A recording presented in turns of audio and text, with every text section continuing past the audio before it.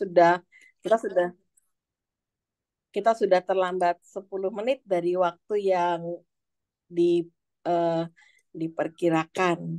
Oke. Iya, selamat sore semuanya, Bapak Ibu dan juga Papa Mama yang hadir, Bapak Ibu guru yang hadir saat ini. Selamat sore juga Ko Andi dan juga Ko Jaka yang sudah hadir bersama-sama Sore. eh, melalui media Zoom ini. Ya, kita akan sore hari ini masih dalam rangka Pekan Pendidikan Kristen. Kita mau ngobrolin banyak hal berkaitan dengan bagaimana pendidikan karakter atau pembentukan karakter Kristen itu bisa dilakukan ya, khususnya dalam kehidupan eh, anak-anak kita. Nah, mungkin banyak kisah-kisah yang terjadi dalam kehidupan anak-anak zaman now gitu ya. Banyak hal yang kadang-kadang kalau kalau di gereja tuh kerasa banget ya, sering kali opa oma selalu bilang gini, bocah siki kok kayak kue ya, gitu ya. Anak sekarang kok kayak gitu ya. Anak sekarang kok nggak ada sopannya, anak sekarang kok nggak ungguhnya, anak sekarang kalau ngomong kok sak penae gitu, banyak cueknya dan seterusnya. Nah, mungkin eh, ini tidak hanya dirasakan oleh opa oma yang sudah mungkin berbeda generasi banget dengan anak-anak kita, tapi kita sebagai orang tua pun juga kadang-kadang ngerasain ya, kok zamanku dengan zamannya tuh berbeda gitu ya. Eh, kayak kami tuh dulu waktu sekolah minggu tanpa disuruh pun berangkat gitu. Kok sekarang tuh susah banget. Nah, kira-kira apa yang terjadi dengan anak-anak zaman sekarang, generasi alfa yang boleh dikatakan generasi milenial digital saat ini yang banyak hal yang mungkin berbeda sekali dengan kita, tetapi di tengah-tengah segala perbedaan atau gap generasi ini, eh, pendidikan iman, pertumbuhan iman tetap menjadi tanggung jawab kita bersama. Nah, sore hari ini kita akan belajar bersama-sama dengan Pendeta Agus Gunawan. Saya mengenal beliau sebelumnya dengan nama Koh Andi gitu ya. Nah, mungkin nanti bisa cerita nih kenapa kok sebenarnya namanya Agus kok jadi Andi gitu ya. Dari manakah asal muasal namanya gitu ya.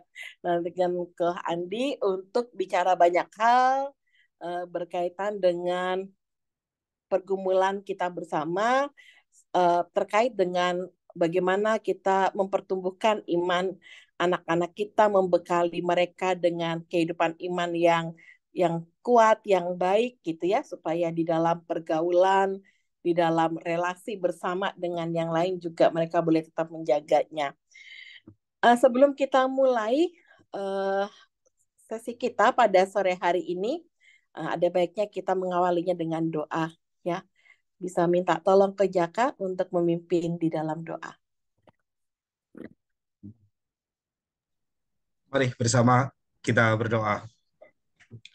Bapa di dalam surga, ketika kami berkumpul bersama pada saat ini, kami bersyukur bahwa kami akan bersama-sama belajar mengenai tanggung jawab eh, kami mengenai banyak hal yang tidak kami ketahui tentang tanggung jawab siapakah eh, pertumbuhan iman dan pertumbuhan karakter anak-anak kami, Tuhan. Kami bersyukur Tuhan sudah hadirkan di sini Pendeta Agus Gunawan. Kiranya apa yang nanti boleh disampaikan boleh bermanfaat bagi kami semua. Berikan kami hikmat Tuhan untuk mendengar dan nantinya kami boleh mengambil pelajaran banyak dari pertemuan kami pada sore hari ini. Terima kasih Tuhan. Di dalam nama Tuhan Yesus kami serahkan pertemuan pada sore hari ini. Amin. Amin. Iya, sebelum kita serahkan acara ini pada Ko Andi, kita mau uh, bersuka cita, bergembira dengan memuji Tuhan. Hari ini kurasa bahagia ya. Kita bersyukur karena kita boleh dipersatukan dalam sukacita meskipun hanya terbatas perjumpaannya secara virtual.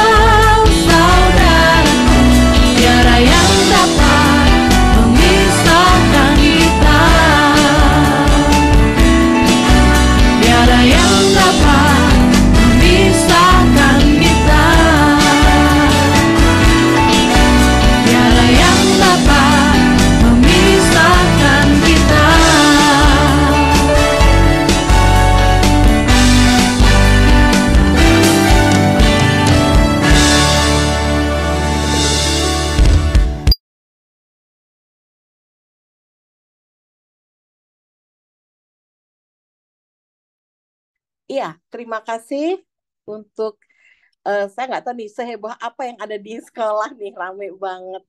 Ada berapa banyak yang hadir sore hari ini?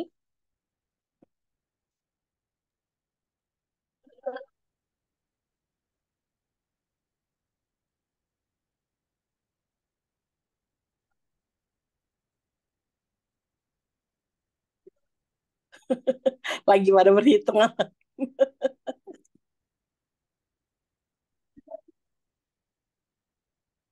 Berapa banyak?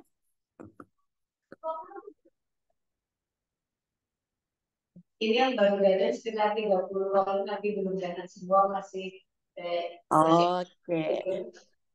Oke, semoga Jadi semangat posisinya ini, orang. ya, semoga semangat ini tetap terjaga. Bapak Ibu semua bisa eh, belajar bersama ya. Apakah suara kami terdengar dengan jelas di sekolah? Jelas jelas kayak gitu. Oke, puji Tuhan. Selamat sore, Papa Mama semuanya. Iya, semoga semuanya sehat-sehat ya. Selamat sore juga buat Papa Mama yang bergabung melalui Zoom secara pribadi. Kita akan memulai sesi kita pada sore hari ini. Kita mau bicara soal Christian Character Building. Dan waktu sepenuhnya akan saya serahkan kepada Ko Andi untuk memimpin sesi ini. Mungkin Ko Andi bisa memperkenalkan diri terlebih dahulu, karena kata orang tak kenal maka tak sayang. Ya, mari silakan Kak Andi. Oke, terima kasih Kak Dina. Shalom Bapak Ibu sekalian, salam sejahtera buat kita semua. Ya, Shalom. senang, shalom ya. Senang bisa diundang, walaupun melalui Zoom ya. Rasanya mungkin nanti kapan-kapan bisa juga kita ketemu di secara onsite ya di Amin. Banyumas. Belum pernah nih ke Banyumas. Wah, Ya, harus dolan-dolan nih. ya, nama saya kalau di KTP di akta lahir memang Agus Gunawan gitu ya. Ini adalah kelompok orang-orang yang statusnya eh, apa di akta lahirnya tuh di luar kawin sebutnya ya. Jadi diberi nama Agus Gunawan, tapi dipanggil di rumah punya nama lain gitu ya, namanya Andi. Jadi itulah yang terjadi ya. Jadi saya lebih mengenal nama saya itu Andi awalnya. Tapi karena masuk ke institusi sekolah, akta lahirnya Agus Gunawan ada di ibu kandung yang lain, maka saya menggunakan untuk ijazah dan segala macam Agus Gunawan. Jadi beberapa juga merasa bingung, tapi di Bandung sih taunya namanya Andi Agus Gunawan. Tapi secara resminya Agus Gunawan gitu ya. Nah, maksudnya saya saat ini menjadi pendeta tugas khusus eh, Sinode Wilayah GKI Jawa Barat untuk BPK Penabur. Saya menjadi pendeta sekolah untuk BPK Penabur, BPK Penabur, dan ini pertama kalinya saya diminta untuk menjabat sebagai Kepala Pusat Pengembangan Pendidikan Kristianinya untuk BPK Penabur di 15 kota. Jadi kalau dulu punya pendeta penabur biasanya hanya di lokal kotanya, di Bandung atau di Jakarta, tapi saat ini saya diminta untuk mengelola BPK Penabur di 15 kota. Basis pelayanan saya di GKI Kebonjati di Bandung. Dan saya background pendidikannya ada tiga, maksudnya dari saya punya belajar psikologi, lalu saya belajar juga manajemen, dan terakhir saya belajar teologi. Lalu kemudian saya berproses menjadi pendeta di GKI Kebonjati dan menjadi pendeta sekolah di BPK Penabur. Nah itu perkenalannya, saya sudah berkeluarga, anak saya dua, satu kelas 6 SD dan satu yang perempuan, satu laki-laki, itu yang perempuan kelas 2 SD. Ya. Nah itu perkenalannya Bapak Ibu sekalian, dan hari ini saya diminta untuk sharing dan saya akan share screen ya. Hari ini tentang Christian Character Building, tugas siapakah ini gitu ya. Nah kalau kita ditanya tugas siapa ini, tentunya ada tiga komunitas yang membentuk karakter anak-anak kita. Ada tiga komunitas yang membentuk spiritualitas anak-anak kita. Ada tiga komunitas yang juga mewarisi iman dari satu generasi ke generasi lain. Yang pertama komunitas keluarga. Jadi saya katakan keluarga itu adalah pendidik utama, pertama dan paling lama dalam kehidupan anak-anak kita. Ya, ini yang paling penting nih keluarga. Pendidik utama, pertama dan paling lama dalam kehidupan anak-anak kita. Lalu yang kedua, yang mana dulu? Saya rasa gereja biasanya. Keluarga Kristen biasanya setelah membawa anak-anaknya sebelum ke sekolah adalah ke gereja. Dan komunitas kedua yang dikenal oleh anak-anak membentuk mereka adalah gereja. Dalam hal ini biasanya sekolah minggu. Ya, yang pertama mereka dititipkan di sana oleh keluarganya. Lalu yang ketiga, mereka mulai memilih orang tua mulai memilih sekolah. Yang dipilih sekolah terbaik, biasanya beberapa kalangan Kristen mencari kembali sekolah-sekolah dengan background keagamaan Kristen. Kenapa? Supaya harapannya tiga komunitas ini membentuk anak-anak kita. Nah, selain tiga komunitas ini, apakah ada komunitas lain yang membentuk anak-anak kita? Ada. Tentu komunitas-komunitas di luar. Tapi kita percaya bahwa tiga komunitas inilah sebenarnya yang harusnya kalau kita bicara Christian character building, tiga komunitas ini yang paling berpengaruh dalam iman seseorang, terutama bicara anak-anak. Nah, masalahnya Bapak Ibu yang dikasih Tuhan, kita percaya juga bahwa misalnya hasil ahli pendidikan itu, kalau dalam Alkitab saya kutip dua ya, Amsal 4 ayat 13 yang mengatakan, berpeganglah pada didikan, janganlah melepaskannya. Peliharalah dia karena dialah hidupmu. Amsal 22 ayat 9 mengatakan, pernahkah kau melihat orang yang cakap dalam pekerjaannya? Di hadapan raja-raja yang akan berdiri, bukan di hadapan orang-orang yang hina. Jadi hasil akhir pendidikan tentu ini bicara sukses. Sukses seperti apa? Bahwa anak kita berharap dengan memberikan pendidikan bagi anak-anak kita, di situ tidak hanya dididik secara akademis, mereka juga belajar dibangun karakternya, terutama dengan nilai-nilai Kristiani itu supaya mereka bisa memberi dampak di dalam kehidupan. Nah, memang tidak mudah, Bapak Ibu sekalian. Kenapa? Karena tantangan kita ini sekarang tidak mudah. Kita ini sedang mempersiapkan generasi masa depan dengan pengajar yang dididik di masa lalu. Ya, Margaret Mead, seorang ahli pendidikan, pernah berkata bahwa kita ada di satu titik nih, di mana kita mesti mengeducate, menyiapkan, mendidik anak-anak, orang-orang di masa depan yang kita nggak pernah tahu. Ya, di sana itu kayak apa? Masa depan itu seperti apa? Perubahannya kayak apa? Dan kalau kita bicara yang pertama komunitas sekolah, memasuki abad 21, sekolah ini memasuki perubahan yang sangat cepat. Kenapa? Karena abad 21 ini dikatakan sebagai abad perubahan yang sangat cepat. Dunia yang ditinggali anak-anak kita ini sekarang berubahnya tuh ini oleh Dr. Willard Dejet dari International Center for Leadership and Education. Dia menulis ini di tahun 2011, bos saja. Dia mengatakan dunia yang akan ditinggali anak-anak kita berubah 4 kali lebih cepat daripada sekolah-sekolah kita. Pandemi ini juga memperlihatkan bahwa dunia yang ditinggali anak-anak kita bukan lagi 4 kali lebih cepat, tapi sekarang 2 kali lebih cepat.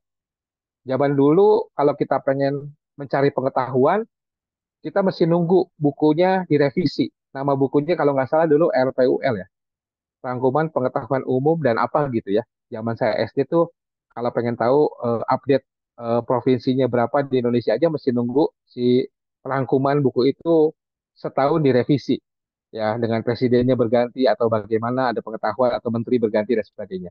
Tapi kemudian ketika dunia digital masuk, ketika kita berkenalan dengan internet gitu ya, kita berkenalan dengan Google, sekarang kita nggak perlu lagi RPUL dan sebagainya. Kita cukup klik ke Google, cari tahu apapun di sana tersedia. Dari yang benar sampai yang nggak benar pun ada di sana.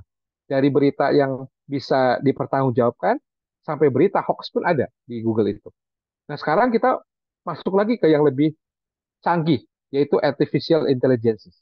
Ya, kita sekarang mengenal istilah chat GPT. Ketik apapun, bahkan kalau pendeta mau bikin khotbah apapun, hanya tinggal tulis khotbah Lukas 9 ayat 23. Itu ChatGPT udah bisa bikinin khotbahnya dari awal sampai akhir dengan kata-kata selamat pagi, salam sejahtera untuk kita semua dengan penutupnya apa. Nah itu luar luar biasa lagi. Dunianya yang ditinggali anak-anak kita berubah 2 kali lebih cepat daripada sekolah-sekolah kita saat ini.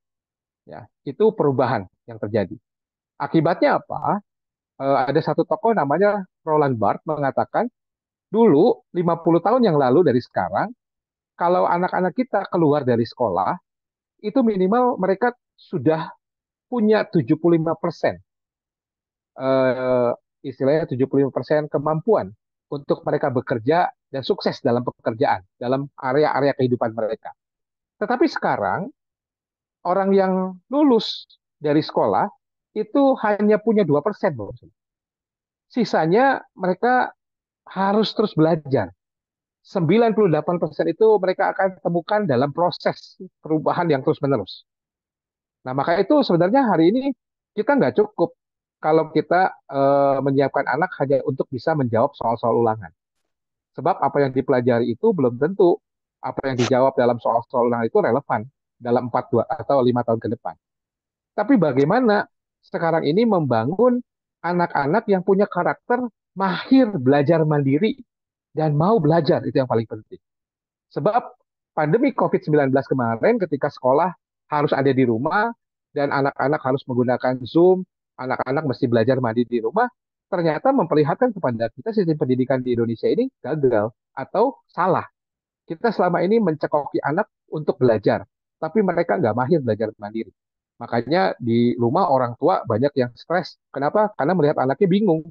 Ya, mereka nggak bisa belajar mandiri. Padahal dunia yang berubah ini seharusnya bisa seorang pimpinan Google mengatakan begini, bahwa sekarang ini anak bisa belajar lebih banyak daripada duduk 8 jam di sekolah.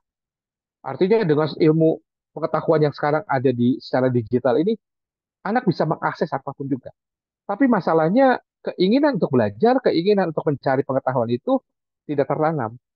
Maka pandemi COVID-19, saudara, bisa jadi sebuah keuntungan. Kenapa? Untuk memperlihatkan pada kita, jangan-jangan kita selama ini salah nih. Yang penting itu mempersiapkan anak untuk menjadi pembelajar seumur hidup. Yang penting bagi kita itu adalah mempersiapkan anak-anak untuk mau mencari tahu lebih banyak dari apa yang disampaikan guru di kelas yang cuma 30 menit atau 40 menit. Ya, maka itu ini yang mesti kita sama-sama lihat ya, bahwa dunia berubah ini kita cuma bisa bekali anak 2%. Tapi 98% itu mereka harus terus belajar untuk berkembang terus-menerus. Ya, dan itu yang perlu dibangun. Karakter mana? Karakter untuk mau belajar. Karakter untuk mau terus mencari tahu sebanyak-banyaknya pengetahuan. Bahkan bisa melihat mana pengetahuan yang baik, mana pengetahuan yang tidak baik itu anak juga harus diajari. Karakter itu bicara juga soal hikmat, Bapak Ibu sekalian ya. Yang kedua, saudara, abad 21 ini abad global. Ya, kita melihat bahwa bisa dibayangkan nggak pekerjaan apa yang masih bisa dilakukan seorang sarjana yang tidak bisa berbahasa internasional global pada tahun 2023. Sekarang kalau kita lihat lowongan kerja di mana-mana, semua mensyaratkan bahasa Inggris. Bahkan ada beberapa yang meminta juga apakah Anda mahir menggunakan bahasa Mandarin. Ya. Jadi nggak cukup bahasa Indonesia, nggak cukup cuma bahasa daerah, bahasa Jawa gitu. Sekarang ada bahasa internasional yang harus dikuasai oleh anak-anak. Dan itu bukan sekedar tahu belajar aja dan lalu bisa lulus di kertas ulangan. Tapi mereka mesti bisa menulis dan juga berbahasa secara fasih. Gitu ya. Ini abad 21 ini abad yang luar biasa. Ini akan dimasuki oleh anak-anak kita.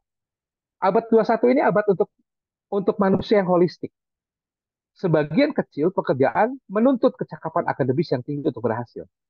Tapi sebagian besar sekarang pekerjaan-pekerjaan itu menuntut kecakapan non-akademis yang tinggi untuk berhasil.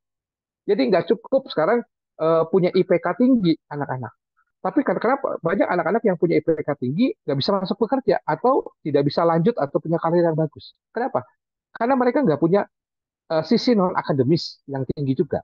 Apa sih sisi non-akademis itu? Sisi non-akademis adalah sisi-sisi lain seperti communication, bagaimana mereka berkomunikasi, bagaimana mereka bisa mengungkapkan ide mereka, bagaimana mereka punya creativity di dalam memecahkan masalah, ya, bagaimana mereka bisa bekerja sama, collaboration dengan berbagai pihak, dengan siapapun juga, bahkan dengan orang baru sekalipun. Lalu bagaimana mereka punya critical thinking skill, bagaimana mereka nggak hanya bisa menerima, tapi juga bisa menyaring yang mereka terima itu, dan kemudian mereka bisa mengubah itu menjadi sebuah hal yang eh, memberikan solusi yang baik. Nah, inilah yang mesti disiapkan oleh sekolah, bahwa kita nggak cukup puas kalau anak kita sudah dapat nilai 10, 9 di ulangan atau di rapor. Kita harus puas juga kalau anak-anak kita mampu menyampaikan idenya, mampu menyampaikan apa yang mereka pelajari, dan apa yang mereka pelajari itu mengubah hidup. Makanya beberapa sekolah di kami, kemarin saya bagi rapot anak saya, cukup menarik. Jadi yang menjelaskan hasil itu bukan gurunya, Tetapi anak saya yang kelas 5 itu menjelaskan kenapa dia dapat nilai segitu. Dan guru itu sudah menjelaskan ke anaknya kenapa dia dapat segitu dan kenapa masih kurang. Tugas mana yang belum selesai, tugas mana. Jadi dia mempresentasikan perjalanan proses belajarnya dalam satu tema yaitu leader conference namanya. Jadi bagi rapotnya itu bukan guru yang menjelaskan nilainya, tapi anak-anak kami sendiri menjelaskan kepada kami proses belajarnya selama setahun. Dan buat saya yang dikejar Pak itu bukan soal nilainya. Saya mendengarkan apa yang disampaikan anak saya, tapi yang menarik buat saya adalah ketika anak saya mampu berkomunikasi, mampu mengkomunikasikan, mampu menjelaskan kenapa dia bisa mencapai nilai tersebut. Nah, ini ide yang cukup menarik juga yang bisa dilakukan oleh sekolah-sekolah. Jadi yang kalau bagi rapot itu anak yang menceritakan prosesnya, anak yang mengalami sendiri. Bahkan anak saya bilang di mana dia masih malas, di mana dia masih melalaikan tugas dan sebagainya. Itu dia mencoba menjelaskan dan itulah hasil yang didapat dalam proses belajarnya. Ya. Nah, menarik saudara, kenapa? Karena non akademis ini menarik. Sebab dalam bukunya, satu bukunya, Maxwell mengatakan banyak juga orang-orang yang awal-awalnya mungkin nilainya bisa pas-pasan, tapi juga berhasil. Kenapa? Karena punya sisi non-akademis yang menolongnya untuk berhasil. Yang tadi empatnya collaboration, communication, critical thinking skill, ya itu beberapa hal yang bisa menolong anak-anak kita untuk berhasil. Nah, kita bisa berefleksi sini, saudara. Bayangkan pengalaman anak biasa di lingkungan sekolah yang sangat akademis, kalau anak itu selalu merasa ketinggalan, tapi dia berusaha keras untuk terus bisa mengikuti, ya awalnya tidak berprestasi, apakah anak-anak ini bisa meraih keberhasilan? Nah, tentu bisa. Apa yang bisa kita lakukan adalah bagaimana mendorong mereka untuk mencintai belajar, yang paling penting. Banyak dari kita, saudara, anak-anak kita tuh nggak suka belajar. Kenapa? Stres mereka belajar. Kenapa? Karena ketika ulangan, mereka dapat nilai jelek, mereka pulang itu dengan ketakutan. Ketakutan kenapa? Karena orang tua tidak bisa menerima nilai itu. Padahal definisi dari nilai itu adalah untuk mengukur apakah ketuntasan belajar itu sudah tercapai atau belum. Tapi kita semua sebagai pendidik kadang-kadang terjebak, saudara, bahwa ukuran hasil akhir dari pendidikan itu nilai itu. Nah, kalau nilainya jelek, berarti kan yang dievaluasi bukan anaknya doang, tapi seluruh sistem pembelajaran. Apa yang mesti kita lakukan supaya anak-anak mencapai KKM yang kita sudah tentukan gitu ya. Dan kita kan menentukan KKM sesuai dengan potensi anak yang kita tahu gitu. Maka itu metode mengajar, cara mengajar, ya bagaimana kemudian kita menerima anak-anak yang fail itu juga nggak apa-apa karena fail itu juga bagian dari proses. Tapi yang penting adalah ketika mereka fail, mereka bisa mengubah cara belajarnya untuk mendapat hasil yang maksimal. Itulah yang disebut dengan remedial gitu ya. Nah, makanya kalau anak-anak pulang dimarahin, katanya bisa, ulang aja kok dapat segini. Lalu mereka akan jawab, yang dapat 3 juga banyak, yang dapat 2 juga banyak. Mereka nggak pernah mengukur ke atas tuh saja. Alasan supaya nggak dimarahin yang ngukurnya ke bawah gitu. Makanya jawaban seperti itu banyak. Bahkan anak-anak di umur kelas 3, kelas 4 karena takut mereka belajar-belajar berbohong. Ulangannya disembunyiin, bikin tanda tangan palsu. Supaya apa? Supaya nggak dimarahin orang tua dan sebagainya. Ya, jadi memang apa yang mesti kita lakukan? Maka kita pahami proses pendidikan itu, pembentukan karakter itu, jangan-jangan kita sendiri sebenarnya yang membuat anak-anak itu tidak jujur, membuat anak-anak itu merasa gagal. Ya, gagal nggak masalah. Yang penting adalah bagaimana eh, anak-anak itu dibimbing untuk bisa memahami kenapa mereka gagal, apa yang kurang dari mereka, itu yang paling penting. Ya. Yang keempat, abad 21 menuntut kehadiran SDM yang multitasking. Sekarang nggak cukup S1, Bapak Ibu sekalian katanya ya, minimal S2. Kalau dokter pun nggak cukup, dokter umum. Sekarang mesti dokter spesialis. Jadi menjadi super spesialis terkemuka, atau ketika dia udah punya profesi ini, karena dunia berubah, dia juga bisa menjadi orang yang siap beralih. Walaupun kuliahnya kedokteran, tapi kemudian dia juga bisa menjadi seorang ahli yang lain, dalam bidang yang lain, yang saat itu sedang berkembang. Ya, kalau saya gambarin dulu, Deddy Corbuzier ini adalah seorang pesulap. Gitu ya. Kalau dia terus disulap, ini karir yang tidak berkembang. Pada zaman itu berkembang dan dia cukup menjadi trendsetter untuk pengembangan sulap. Tapi kemudian dia melihat bahwa ini nggak cukup. Dan ketika perkembangan dunia digital dengan podcast dan sebagainya, lalu dia mulai melirik dunia podcast. Dan akhirnya acara podcast dia, talk show podcast yang close the door itu menjadi podcast yang paling terkenal di Indonesia. Ya, jadi siap beralih dan menjadi super spesialis terkemuka. Ada satu data abad 21 ini berapa banyak sih pekerjaan yang bisa dimasuki anak-anak kita di usia 18-38? Kalau melihat datanya cukup banyak, ya, 10,2 pekerjaan. Kalau abad 20 kita anak itu spesifik. Kalau lulus dari sini kerjanya cuma 1-2 bidang saja. Tapi sekarang ada 10 bidang, ada 15 pekerjaan yang bisa mereka kerjakan. Dan itu membutuhkan cross-cutting skill. Uh, skill-skill yang terus mereka kembangkan. Ya. Dan ini bagi sekolah membutuhkan juga model-model mengajar yang nggak cuma satu arah sekarang. Ya. Sekarang ini apalagi kurikulum merdeka kan idealismenya begitu. Bagaimana anak bertumbuh dengan potensi-potensi yang dia miliki. Dan assessmentnya juga nggak cukup untuk cuman tes doang, hafalan doang. Ya, tapi project dan sebagainya itu membutuhkan integrasi dari kemampuan-kemampuan. Bagaimana mereka bisa berkomunikasi, bekerja sama dalam project itu, lalu menyampaikan project itu dengan sebaik-baiknya itu yang dibutuhkan anak-anak sekarang. Ya, maka itu kalau ditanya kecakapan apa yang dapat membawakan orang untuk melakukan berbagai pekerjaan, ya balik lagi, ya anak-anak kita perlu dikembangkan minimal 4 ini. Critical thinking skill, communication, kreativitas, dan juga collaboration. Bagaimana mereka bisa bekerja sama dengan orang lain. Nah, yang kelima, abad 21 ini abad kemajuan teknologi.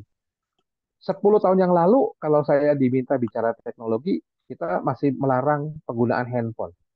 Karena sekarang udah nggak bisa. Kenapa? Karena alat-alat digital itu akan mereka pakai untuk bekerja di masa mendatang. Jadi kita nggak mungkin nggak ngasih ke mereka kalau dan mereka tidak bisa di masa depan mereka akan menggunakan itu. Jadi yang penting sekarang bukan bukan tidak boleh, tapi bagaimana mereka bisa menggunakan teknologi dengan bijak. Sebab kemajuan teknologi ini sekarang menciptakan lapangan pekerjaan, tapi juga bisa memusnahkan lapangan pekerjaan.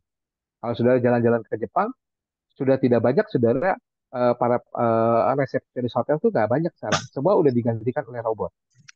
Dulu anak-anak lulusan SMA masih bisa bekerja di bank menjadi teller dan itu bisa hidup, saudara. Tapi sekarang teller aja di outsourcing. Sekarang kalau saudara ke bank lebih suka ketemu ATM kan? ATM aja sekarang udah bisa cetak, ambil, simpan, bahkan ganti kartu baru. Maka teller akan lama-lama dikurangi dan ATM diperbanyak. Jadi kemajuan teknologi bisa memusnahkan lapangan pekerjaan kalau anak-anak kita tidak berkembang dengan baik sebagai orang-orang yang pengguna atau yang memanfaatkan teknologi. Abad 21 ini saudara adalah abad untuk mereka yang kreatif. Ya. Jadi menarik ketika saya pergi ke Singapura dalam acara Asian Conference Teacher, lalu saya berkunjung ke salah satu sekolah kelas 4 SD, mereka sedang belajar dan mau ujian tentang alat-alat transportasi di darat, di laut, dan di udara.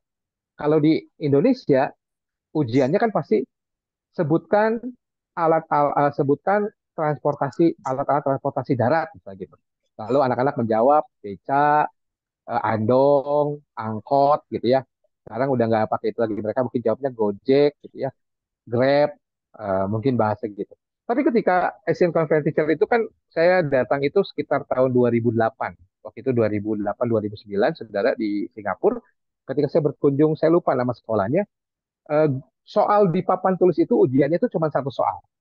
Dan pertanyaannya adalah kalau Anda hidup di 2045, kira-kira mobil seperti apa yang akan Anda ciptakan? Ya, buatlah gambarannya, desainnya, dan Anda jelaskan. Kira-kira kendaraan seperti apa yang Anda ciptakan di 2045. Ya. Jadi kalau kita mencoba melihat teorinya taksonomi Bloom itu tingkatannya adalah kita masih ada di level remembering, understanding, mengingat dan memahami, dan bentuk ulangannya adalah tes tertulis. Tapi di sana mereka sudah membawa anak-anak itu di kelas 4 itu masuk ke level creating, ya, menciptakan sesuatu, ya, berimajinasi dengan dengan dunia akan mereka hidupi. Dan menarik, anak-anak bisa membuat mobil-mobil atau kendaraan-kendaraan futuristik ke depan. Ya, jadi anak-anak disiapkan untuk terus bisa kreatif. Dan abad 21 adalah abad untuk yang mereka kreatif. Bukan hanya bisa menyelesaikan soal-soal, tapi mampu menjawab persoalan justru. Nah, ini sekolah, keluarga, gereja mesti menyiapkan anak-anak kita ke situ. Ya. Ini saudara lihat saya mencoba ngambil ke internet ini ada banyak bidang-bidang pekerjaan yang akan dimasuki anak-anak kita yang dulu nggak ada. Bapak Ibu mungkin nggak pernah dengar. Namanya advertising, broadcast network talent, design, architectural design, communication design, designer fashion, editorial, commentary journalism, ada masuk nanti di film and video industry, ada fine art illustration, game development, handicraft, ada musik industri, saudara. Zaman dulu orang mikir apa ya musik berkembang kayak apa.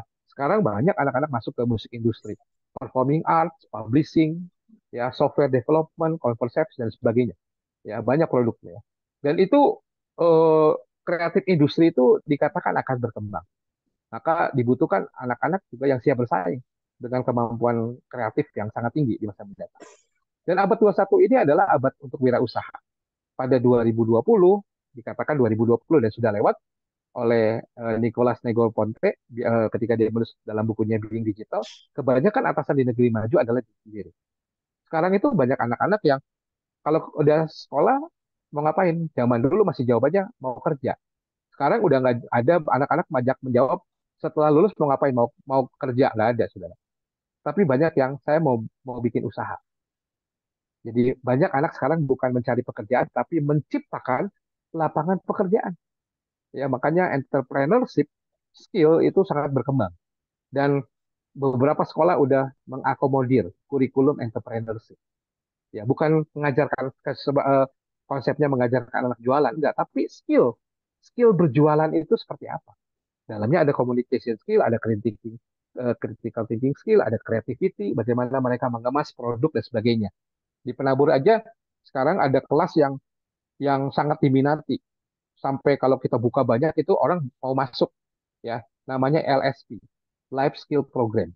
Jadi anak-anak di situ belajar untuk memakai kurikulum entrepreneurship. Bagaimana mereka merancang ide dan sebagainya. Dan itu sangat laku Bapak sekalian. Kenapa? Karena anak-anak suka di situ. Ya, itu dunia mereka sekarang. Ya, jadi abad 21 ini abad wirausaha. Maka itu kita mesti punya syarat minimum kalau kita pertama bicara untuk sekolah. Hari ini kan audiensnya ada sekolah, ada keluarga, ada gereja. Nah, sekolah untuk generasi abad 21 yang gimana? Minimal saudara, ini kalau saudara searching di internet, keterampilan abad 21 ya, itu ada. Bapak Ibu bisa lihat apa sih yang dimaksud dengan pemecahan masalah, kreativitas, berpikir analitik, berkolaborasi, komunikasi, etika, dan akuntabilitas itu apa. Nah, itu bisa menjadi dasar untuk membuat program-program pengembangan di sekolah Bapak Ibu sekalian ya. Jadi kalau kita bicara perubahan yang sangat cepat, maka sekolah mesti bersikap sangat positif terhadap perubahan. Ya, kita nggak boleh telat. Kalau telat kita ditinggal. Ya, tapi kita harus punya daya tawar baru. Ya, kita harus mengusung sebuah sistem pembelajaran modern yang ukurannya bukan sekedar akademis, tapi bagaimana anak-anak itu ketika lulus mereka punya skill-skill yang tadi untuk masa depan. Ya, saudara bisa kalau buat guru-guru, saya punya satu buku yang cukup lama tapi bisa dicari di searching di Tokped, di Shopee. Judulnya adalah The Leader in Me. Saudara bisa belajar dari berbagai sekolah yang mengembangkan sekolah kepemimpinan buat anak. Dan itu berpengaruh terhadap prestasi akademis, berpengaruh juga terhadap keterlibatan siswa yang berkurang dan sebagainya. Nah, saudara bisa searching dan cari bukunya ya, atau searching juga programnya namanya The Leader in Me. Ya. Yang kedua abad global. Maka sekolah mesti mendorong pembelajaran bahasa internasional dengan berbagai cara. Bahkan anak-anak disuruh belajar mandiri. Sekarang untuk kursus bahasa Inggris, Korea, Jepang, Mandarin, di YouTube banyak kok. Dan itu ada yang dari dasar sampai expert.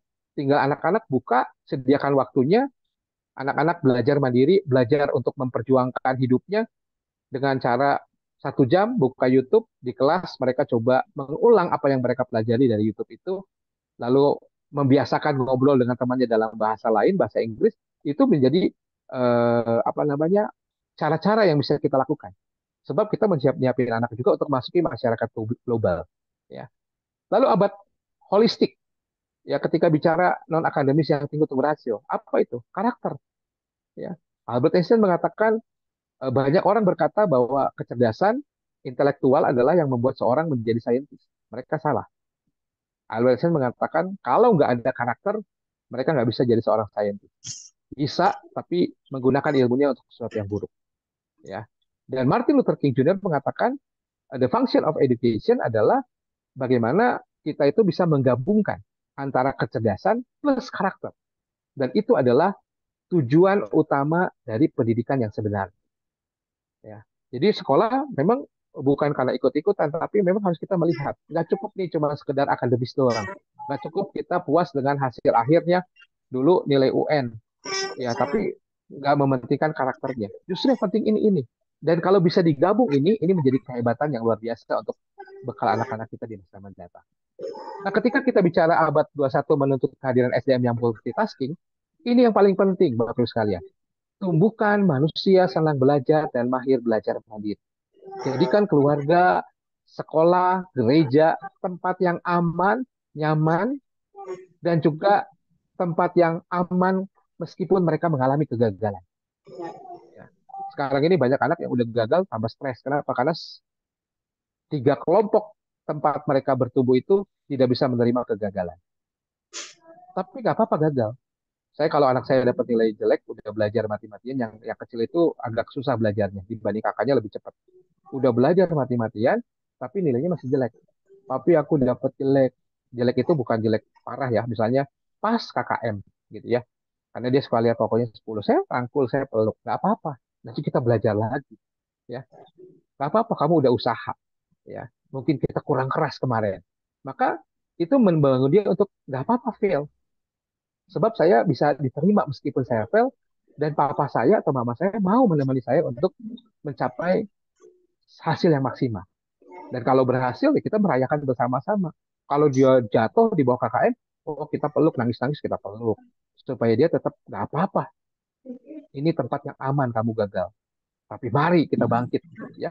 Nah ini penting, saudara. Sebab abad 21 nanti ya, yang buta huruf itu bukannya nggak bisa baca tulis, tapi yang tidak mau belajar, mengulang pembelajaran, ya, dan terus mencari pembelajaran. Ya, ini menumbuhkan manusia yang senang belajar dan mahir belajar mandiri. Abad 21 ini teknologi bisa jadi teman, bisa jadi musuh. Bagaimana nih? Jadikan teknologi ini sebagai bagian yang tidak terpisahkan dari kegiatan belajar mengajar. Kalau anak kita senang main game, kurangi, batasi. Dan kita ajak untuk mereka mengeksplor pengetahuan dari hal-hal yang lain. Contohnya adalah Google Expedition. Saudara, saya sering ngajak anak saya menggunakan Google Expedition, ya, supaya mereka bisa belajar dari Google Expedition itu. Nah, abad 21 ini abad untuk mereka yang kreatif. Mari, saudara, kita kembangkan melalui pendidikan peserta didik yang menjadi manusia kreatif. Sesuai dengan citra Tuhan pencipta. Ketika Tuhan menciptakan kita serupa dan segambar dengannya, dan menempatkan kita dalam Taman Eden untuk memelihara dan mengusahakan taman itu, artinya Tuhan itu mau mengikutsertakan manusia untuk berkarya. Mencipta juga sampai sekarang. Allah masih mencipta sampai sekarang. Dan itu dilakukan oleh ciptaannya manusia yang ikut serta untuk menjaga keutuhan ciptaan Tuhan. Maka kita akan bangga kalau satu kali anak-anak kita menjadi seorang penemu.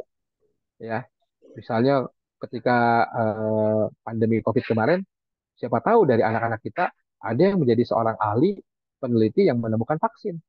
Ya, dan itulah yang kita kembangkan. Kita harus menyiapkan anak kita untuk bertumbuh secara maksimal, secara akademis, baik secara non akademis. Ya. Nah, maka itu ini penting nih.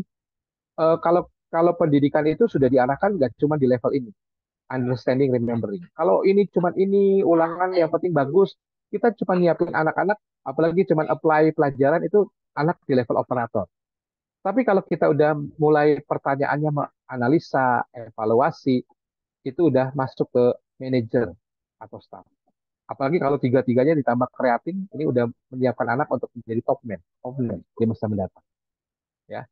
Nah, maka itu menurut saya taksonomi Bloom ini sangat baik ya, untuk bisa kita pakai di dalam proses pembelajaran di sekolah ataupun di gereja ataupun di rumah. Nah, abad 21 ini abad untuk wirausaha gitu ya. Anak-anak kita, saya cukup kaget juga ketika di Penabur Bandung Mark 1 mengadakan acara festival gitu ya. Anak-anak mempersiapkan dalam beberapa bulan itu produk yang mereka mau jual. Banyak ide-ide kreatif dan mereka mampu menjual produknya itu dengan cepat. Ya, dan itu sangat dibutuhkan. Ya, di masa mendatang itu untuk punya ide, menciptakan sesuatu itu sangat dibutuhkan. Maka itu sekolah Kristen sama seperti yang lainnya harus menjawab tantangan abad 21 dan masa depan. Ya, mampu mengelola perubahan dengan sangat cepat, mampu mempersiapkan anak-anak untuk menjadi warga global, mengembangkan pendidikan yang holistik, mempersiapkan peserta didik menjadi pembelajar seumur hidup, artinya dia menjadi multitasking, semua bisa dikuasai. Sekarang ini nggak cuma satu, tapi semua bisa dikuasai. Bagaimana juga mempersiapkan peserta didik menjadi sahabat teknologi, bagaimana membangun SDM yang kreatif, dan melatih skill entrepreneurship sejak dini. Minimal 7 ini, saudara, bisa dijadikan dasar untuk pembangunan kurikulum di sekolah-sekolah Kristen yang ada di daerah sekitar Banyumas ini, di Pulau Purwokerto ini. Ya. Sebab ini yang harus dibutuhkan juga oleh keluarga. Keluarga sangat membutuhkan sekolah dengan kapasitas yang bisa mengembangkan kurikulum ini seperti minimal 7 ini masuk di dalam proses pembelajaran. Ya. Nah, maka itu bagaimana kaitannya keberadaan kita sebagai Kristen? Apa sih yang bedain sekolah Kristen dengan sekolah bukan Kristen? Yang pertama pembedanya tujuan, tujuan pendidikan. Tujuan pendidikan menurut Robert Hutchinson itu mempersiapkan orang untuk kehidupan. Menurut John Dewey, dia mengatakan mempersiapkan orang untuk sebuah pekerjaan.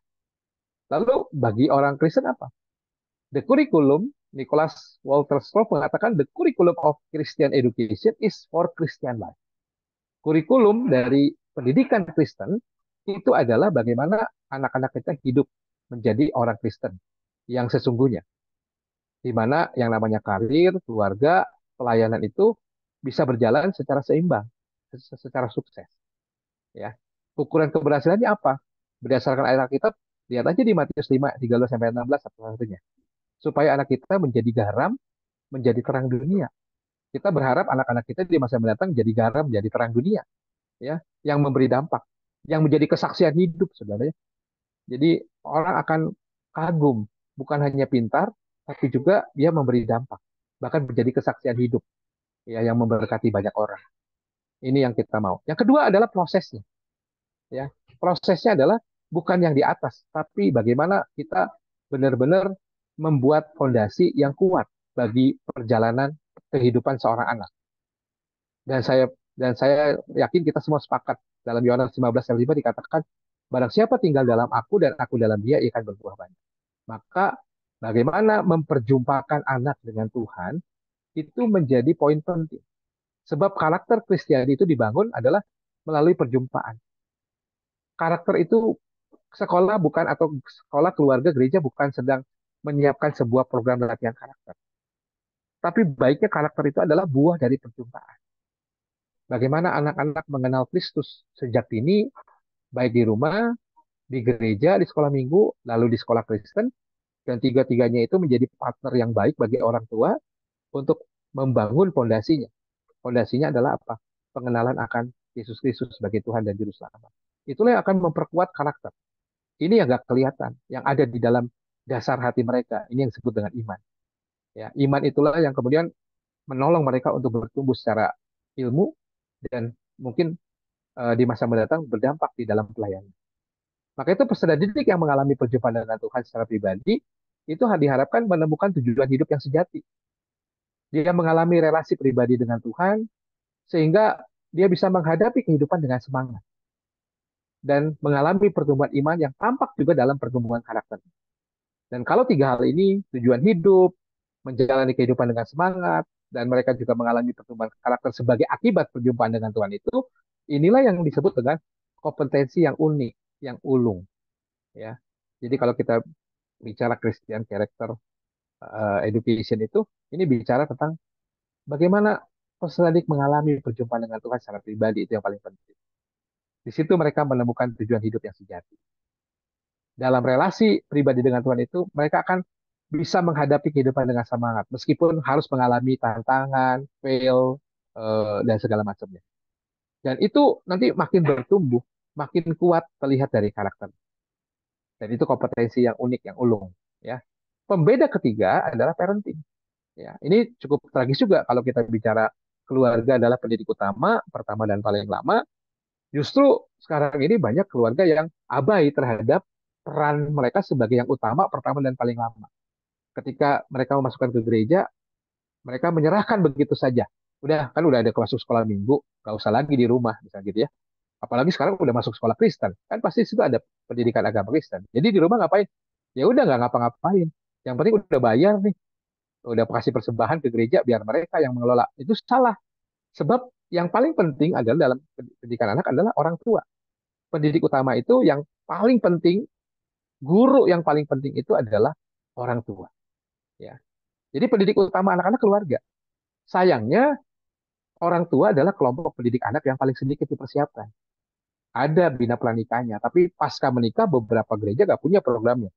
Kami sedang mencoba di Kebonjati dengan cara membuat kurikulum couple talk community untuk orang-orang yang baru menikah 1 sampai 5 tahun. Di dalamnya juga ada program parenting. Tapi nggak terlalu diminati juga. Nah ini menarik ya, bahwa orang tua sekarang udahlah ngapain lagi udah ada di gereja. Selalu begitu paradigmanya. Sekolah Kristen bersama gereja sekarang ini patut memberikan pendidikan parenting untuk orang tua siswa. Apalagi sekarang situasinya kan untuk kota-kota besar itu orang tua masih kerja dua-duanya sekarang. Ya, lalu di mana? Kalau udah pulang capek. Lalu bagaimana mereka punya waktu dengan anak-anak mereka? Ini tantangan juga. Maka eh, model-model seperti ini model yang baik menurut saya untuk bisa mengingatkan kembali bahwa orang tua itu kalau kita bicara tugas siapa, yang pertama orang tua kok. Sebab dia adalah yang utama, pertama dan paling lama dalam kehidupan anak-anak. Sekolah minggu 1,5 jam setiap minggunya. Sekolah 8 jam. Sisanya mereka lebih banyak dengan kita. Ya. Nah, maka itu kalau kita baca, apakah janji ini bisa berlaku nggak untuk anak-anak kita? Aku akan membuat engkau menjadi bangsa yang besar, memberkati engkau, aku akan olehmu akan semua semua akan mendapat berkat dan sebagainya. Ini kan berkat kepada Abraham. Ya kita percaya kalau anak-anak mengalami perjumpaan dengan Tuhan, sebab kita tahu melalui Kristus, Yesus Kristus telah membuat ini supaya dalam dia berkat Abraham itu sampai ke bangsa-bangsa lain. Sehingga oleh iman kita menerima roh yang dijanjikan itu. Dan kalau kita adalah milik Kristus, maka kamu juga adalah keturunan Abraham dan berhak menerima janji Allah itu. Kita mau anak-anak kita menjadi berkat bagi orang lain di masa mendatang. Dan itu yang diharapkan oleh orang tua dengan menyekolahkan mereka, mendidik mereka, mengeluarkan biaya yang cukup mahal untuk sekolah dan untuk uh, segala sesuatu demi ini semua, gitu ya. Nah, maka itu apakah memimpikan anak-anak kita menjadi garam dunia, terang dunia, ini sebuah kemustahilan atau keniscayaan justru, ya. Nah, maka itu menarik sebenarnya kalau kita lihat penghargaan Nobel, ini menarik ya. Penghargaan Nobel itu diberikan eh, berdasarkan wasiat Alfred Nobel. Dia menemukan dinamit, tapi karena dinamit itu dipakai untuk perang, maka dia membuat wasiat bahwa orang-orang yang menemukan sesuatu atau punya konsep untuk perdamaian dunia akan diberikan penghargaan ini. Penghargaan ini menjadi penghargaan bergengsi bagi orang-orang yang punya konsep atau menemukan sesuatu demi menjaga perdamaian dunia. Ya, kalau kita lihat datanya, saudara, dari sekian banyak ini Indonesia belum ya, gitu ya. Sampai 2002 saya lihat Indonesia belum. Paling banyak Amerika, Inggris, Jerman, Prancis dan sebagainya. Tapi yang menarik adalah walaupun dari berbagai negara itu, justru yang paling banyak itu eh, orang-orang dari suku Yahudi katanya yang mendapatkan penghargaan itu. Padahal jumlah orang Yahudi itu sedikit di dunia. Ya. Nah ini ya, kalau lihat datanya yang dapat Nobel Prize winner itu orang Yahudi itu ini. Ya, ada sekian banyak ya saya dapat ya. Lalu pertanyaan apakah orang Yahudi ras yang paling pandai? Ya. Apakah ada keunikan nggak di lingkungan pertumbuhan dan pendidikan dari orang-orang Yahudi? Nah, saya menemukan fakta yang menarik. Sebab Tuhan Yesus juga mengalami tradisi dan sistem pendidikan Yahudi. Ya. Dalam buku ini saya melihat sesuatu yang menarik. Ya. Tujuan pendidikan untuk orang Yahudi itu adalah mempersiapkan manusia untuk mengenal Tuhan dan hidup damai berdampingan dengan sesama. Sederhana kok, bukan jago matematik, tapi mempersiapkan manusia untuk mempersiapkan anak-anak mereka untuk mengenal Tuhan itu yang pertama. Yang kedua, setelah mengenal Tuhan mereka bisa hidup damai berdampingan dengan sesama. Maka jelas dalam Alkitab kita lihat ya, 1 Samuel 2 ayat 26 misalnya. Samuel yang muda itu semakin besar, ukuran besar dan sukses itu apa? Semakin disukai, baik di hadapan Tuhan maupun di hadapan manusia. Ya, itu yang paling penting. Dan kalau kita melihat konsep pendidikannya sangat holistik. Di sana nggak cuma transfer knowledge, transfer pengetahuan, tapi juga mereka mengajarkan moral, sikap, attitude, karakter. Dan itu terjadi dari mana? Dari satu generasi ke generasi lain. Dari seorang ke generasi lain. Dan terjadi pertama kali di dalam rumah. Maka itu rumah dan keluarga memang harus dibentuk untuk sesuatu yang istimewa. Kalau kita lihat perjanjian lama, Allah itu menekankan tentang bagaimana rumah itu harus, di dalam rumah itu ada berbagai pendidikan. Dari mulai penyembahan, berdoa, semua macam studi ada di situ. Mengajarkan anak tentang Paskah, tentang Taurat, dan sebagainya itu ada dalam rumah. Jadi pusat pelatihan dan seluruh pelatihan spiritualitas dalam konsep pendidikan Yahudi itu semuanya ada dalam rumah. Ya, bukan di sinagoge, bukan di bait Allah dan sebagainya. Maka itu Musa mengatakan dalam Ulangan 6 ayat 49. Ini Shema Israel gitu ya. Dengarlah hai orang Israel, Tuhan itu Allah kita, Tuhan itu Esa, kasihlah Tuhan Allahmu dengan segenap hatimu, dengan segenap jiwamu, dengan segenap kekuatanmu. Apa yang kuperintahkan kepadamu pada hari ini, harus engkau memperhatikannya. Harus engkau mengajarkannya berulang-ulang kepada anak-anakmu, membicarakannya apabila engkau duduk di rumahmu, apabila engkau sedang dalam perjalanan, apabila engkau berbaring, engkau bangun. Haruslah juga engkau mengikatnya sebagai tanda pada tanganmu, haruslah menjadi lambang di dahimu, haruslah engkau menuliskannya pada tiang pintu rumahmu dan pada pintu gerbang. Saudara, panjang Ulangan 6 ayat 49 ini. Saya rangkum begini, saudara. Prinsip pendidikan Yahudi itu, kalau ditanya, siapa yang mengajar? Parents, orang tua, yang mengajar anak-anak mereka. Di mana proses itu terjadi? Di dalam rumah. Apa yang diajarkan? Apapun semua tentang perintah firman Tuhan. Kapan waktunya? Kapanpun, ketika duduk, berjalan, berbaring, bangun. Jadi setiap hari harus terjadi. Lalu how? Bagaimana? Ya, kalau bahasa sekarang tuh asking answer itu ngobrol. Dalam setiap hari kita ngobrolin firman Tuhan. Dalam setiap peristiwa hidup ada kita bisa belajar firman Tuhan dengan menggunakan berbagai banyak objek yang terjadi dalam kehidupan anak-anak kita. Nah, masalahnya saudara, hari ini anak-anak jarang ngobrol sama orang tua. Ya, paling sering anak-anak duduk dan memperhatikan YouTube. Jadi 10 tahun yang lalu saya mengatakan begini, anak-anak sekarang lebih akrab dengan tokoh kartun daripada tokoh Alkitab. Tapi sekarang saya mengatakan gini, anak-anak sekarang lebih akrab dengan reviewer Roblox daripada tokoh Alkitab. Dulu mereka kenal Shinchan, zaman saya Shinchan, Doraemon. Sekarang enggak, There's No Limit, Miao Ang, Jessica Jen, ya.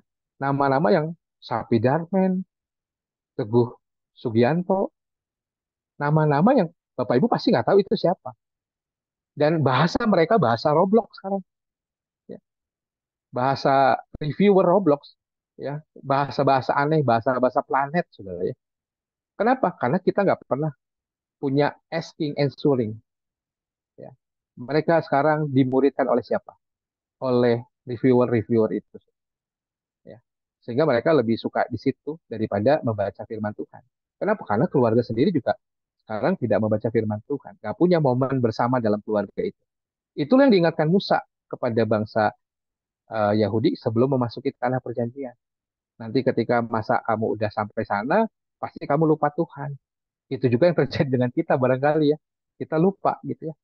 Sehingga pendidikan itu, dan kita udah menganggap itu kan tugasnya sekolah minggu, itu kan tugasnya sekolah.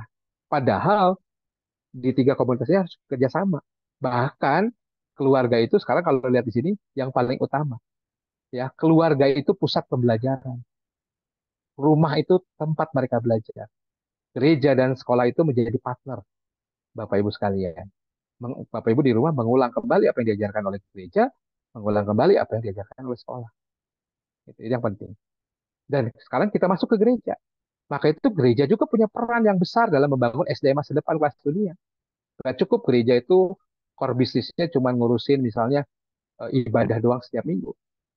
Sekolah Kristen bagian dari tujuan dari karir gereja. Bahkan mungkin sekarang gereja bisa jadi resource center, center of excellence-nya untuk bagaimana membangun belief system dan karakter. Baik guru sekolah minggunya, baik guru-guru sekolah yang beribadah di situ, baik orang tuanya. Dan gereja perlu membina orang tua dan juga membina para pendidik. Ya, PPNKes ini kan diselenggarakan oleh gereja gitu kan, rasanya gitu ya, bekerja sama dengan sekolah. Jadi gereja sekarang jadi resource center, ya. Maka itu ada beberapa rencana action plan yang saya pikir boleh juga dipikirkan oleh gereja dan sekolah, jangan keluarga bersama-sama membangun di konteks yang kecil dulu Banyumas ini, di Purwokerto ini.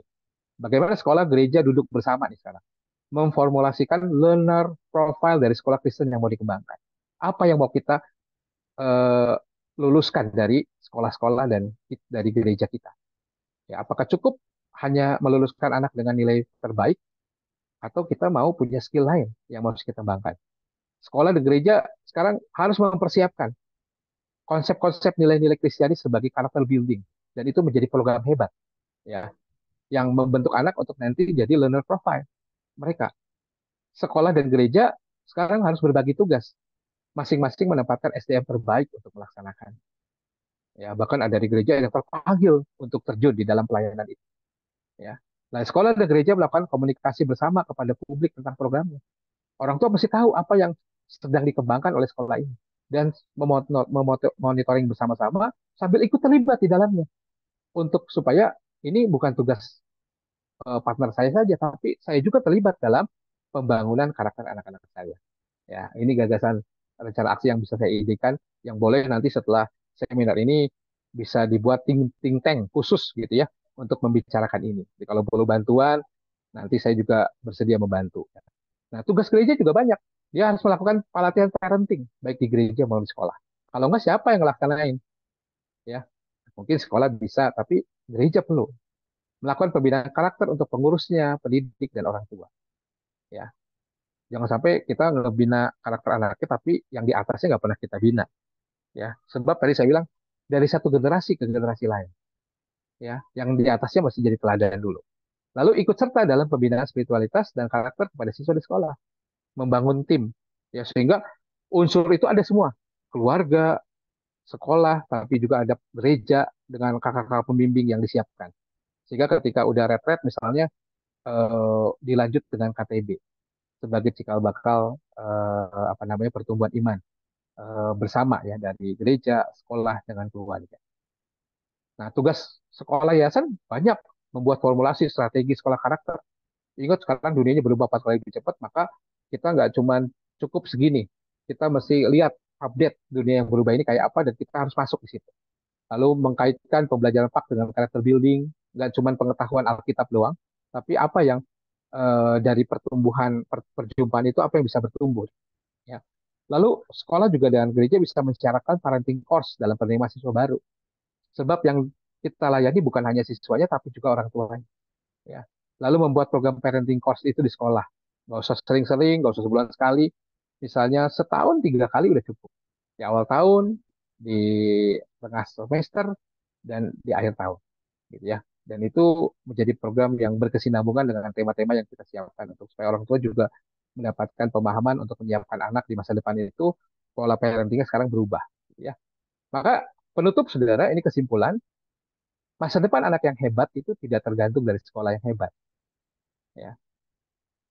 Orang tua yang menjadi ayah dan ibu yang hebat, ini akan menghasilkan anak-anak hebat. Dan kalau sekolah di Banyumas, di Purwokerto ini mau jadi sekolah hebat, dia harus membantu orang tua untuk menjadi ayah dan ibu yang hebat. Sebab pendidik utamanya kan di situ. Kita partner. Kita nggak bisa mengubah anak kalau di dalam keluarganya masih berantakan. Jadi kita perlu juga menolong supaya jalan sama-sama. Ya. Dan orang tua yang hebat mestinya kembali mendorong sekolah itu untuk terus semakin hebat, bekerja sama terus ya dengan sekolah menjadi hebat. Lalu di mana gereja? Gereja ada di dalamnya.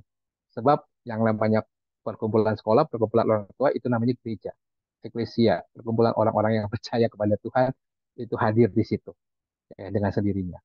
Nah, semoga pemaparan saya bisa menolong secara singkat untuk bisa mengubah mindset kita. Tantangan ke depan makin sulit, tapi kalau dijalani bareng-bareng nggak akan sulit. Kita percaya ada Tuhan juga yang akan menyertai kita untuk kita berkembang. Dan saya rasa eh, sekolah-sekolah di Banyumas juga akan berkembang, akan jadi hebat untuk nyiapin anak-anak di masa mendatang bersama dengan orang tua. Begitu, Kak Dina, saya serahkan kembali. Kalau ada pertanyaan, silakan. Oke, terima kasih banyak Kak Andi. Kita beri aplaus dulu yuk buat Kak Andi. Iya, eh keren kok. Maksudnya saya tentu jadi kebuka gitu ya. Maksudnya kayak terkadang kan kita berpikir bahwa eh, ini bagianku gitu, bukan bagianmu, ini bagianmu bukan bagianku gitu ya. Tapi ternyata eh, bagaimana membangun karakter Christian karakter ini itu sesuatu yang yang terkait satu dengan yang lainnya ya, holistik gitu ya, nggak bisa terputus. Ini Ya, seperti kayak benang merah yang saling terkait. Jadi ya, gereja mau mengupayakan kayak apapun, kalau tidak ada support dari orang tua dan juga dari sekolah, betul. akan terasa berat, pincang gitu Ya, ya. Begitu ya, juga dengan sekolah. Sekolah mau mengupayakan seperti apapun, kalau tidak ada dukungan dari gereja dan orang tua juga pasti akan berat gitu. ya, Begitu juga dengan orang tua. Orang tua mau mengupayakan seperti apapun, tapi ketika anaknya tidak pernah diperkenalkan pada kehidupan bergereja dan sekolah Kristen juga pasti betul. tentunya akan berat gitu ya. Jadi Ya, bersyukur nih Bapak Ibu kalau Bapak Ibu ada di uh, tiga lingkaran ini ya, ada di keluarga Kristen, sekolah Kristen, dan ada di komunitas Kristen seperti di gereja ataupun sekolah minggu. Nah, itu sebenarnya tugas itu akan menjadi ringan ketika kita ya, bersama-sama bisa bekerja sama dan saling support satu dengan yang lainnya gitu ya. Ya, oke. Dari pemaparan ke Andi, mungkin adakah Bapak Ibu yang hadir baik secara pribadi lewat Zoom ataupun yang lagi mendengarkan bersama di sekolah, mau menanyakan sesuatu, mau sharing sesuatu, mau curhat sesuatu, monggo dipersilahkan.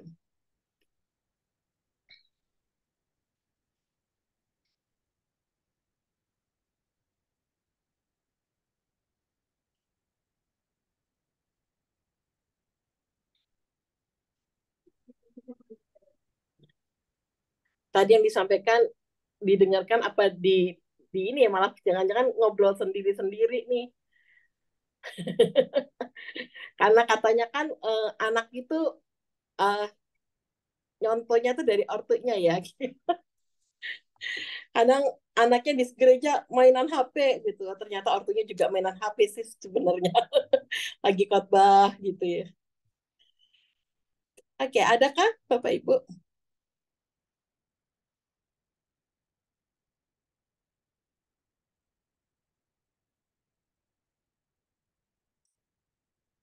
Andi memaparkan banyak hal tadi menarik gitu ya. Saya menangkap banyak poin yang saya catat di sini. Semoga Bapak Ibu juga mencatat poin-poin yang sama gitu ya. Bukan mencatat WA ataupun sibuk WA-an gitu. Oke, tidak ada. Dari sekolah mungkin ada yang mau bertanya Kak?